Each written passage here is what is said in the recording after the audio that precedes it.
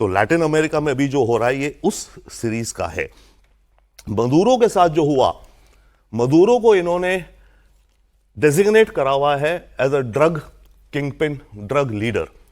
तो अभी ये जो ऑपरेशन भी हुआ है ना, इस ऑपरेशन को टेक्निकली ट्रंप को अमेरिकन कांग्रेस से अप्रूवल लेना चाहिए था, कहा जाता है, पर बिना उसके भी चल जाते हैं। इराक वॉर भी इन्होंने ऐसी कर दी थी, लेना चाहिए था।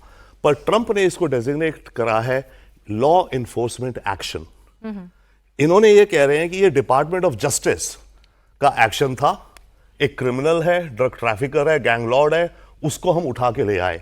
तो what they are saying is ये डिपार्टमेंट ऑफ जस्टिस की एक्ट है, supported by the department of war. By the way, department of defence का नाम इन्होंने बदल दिया है करीब 6 महीने पहले, ये कहते हैं डिपार्टमेंट ऑफ वॉर।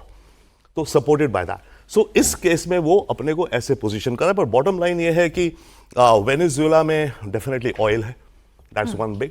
3 चीजें थी, एक तो था कि फेंटेनिल ड्रग्स आते हैं, वेनेजुएला भेज रहा है, गैंग्स वगैरह, इलीगल इमिग्रेंट्स आते हैं, वेनेजुएला के गैंग्स हैं, बड़े खतरनाक हैं, नो डाउट, अमेरिका में क्राइम करते हैं।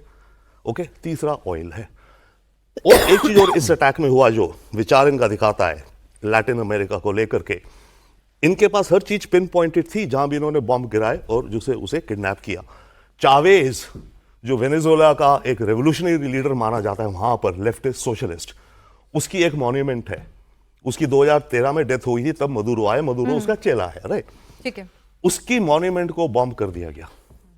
यानी कि वेनेजुएला में या इस रीजन में लेफ्टिस्ट और सोशलिस्ट विचारधारा नहीं होनी चाहिए, हम इसे एलिमिनेट करेंगे। एक और इंटरेस्टिंग, इसकी वाइफ को ले गए। वाइफ को क्यों? वाइफ को भी उन्होंने उसको कागजों में कहा तो ये भी चाह रहा है कि उनको घसीटते हुए ले गए हैं, कि वो भी ड्रग उसमें थी इन्वॉल्व इसके साथ। पर इसकी वाइफ एक मेंबर ऑफ पार्लियामेंट, वहां की जो नेशनल असेंबली उसकी मेंबर है 10 साल से, तो सीनियर ठीक ठाक पॉलिटिकल लीडर है। वो काफी स्मार्ट और अच्छी और ब्रिलियंट मानी जाती है। और कहा जाता है जो मदुरो करा, मदुरो का बैकग्राउंड ये एक बस ड्राइवर था और यूनियन करके बना, एनीवे, कि उसकी वाइफ ने बहुत उसे सपोर्ट किया और उसकी ब्रेन्स है बिहाइंड मदुरो। तो इनको था कि मदुरो को तो ले जाएंगे ही, पर इसकी वाइफ को भी ले जाओ, क्योंकि इसको यहां छोड़ गए तो ये तो पॉलिटिकल ऑपोजिशन में बवाल कुछ ना कुछ कर सकती है। ठीक है।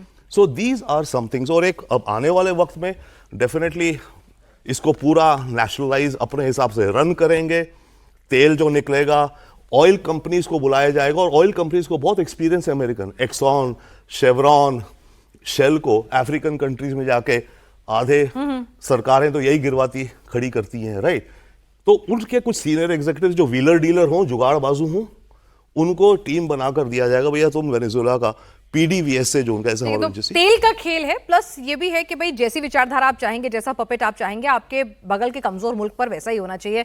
कल शैलेंद्र, यानी कि अब जो छोटे छोटे देश होते हैं, जो बड़े मुल्कों से सटे हुए देश हैं, जो छोटे हैं, जो अपनी संप्रभुता चाहते हैं, कहीं ना कहीं इस तरह के एक्शन अब उसके लिए खतरा हो रहे हैं।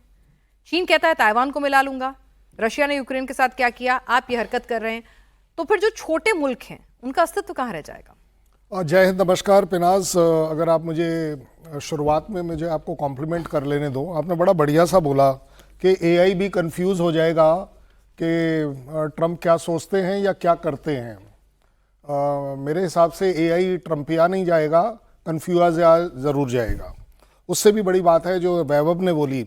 आप लोगों ने एक बात बड़ी बढ़िया सी नोटिस करी, Vaibhav is the only one who said कि they have done a invasion.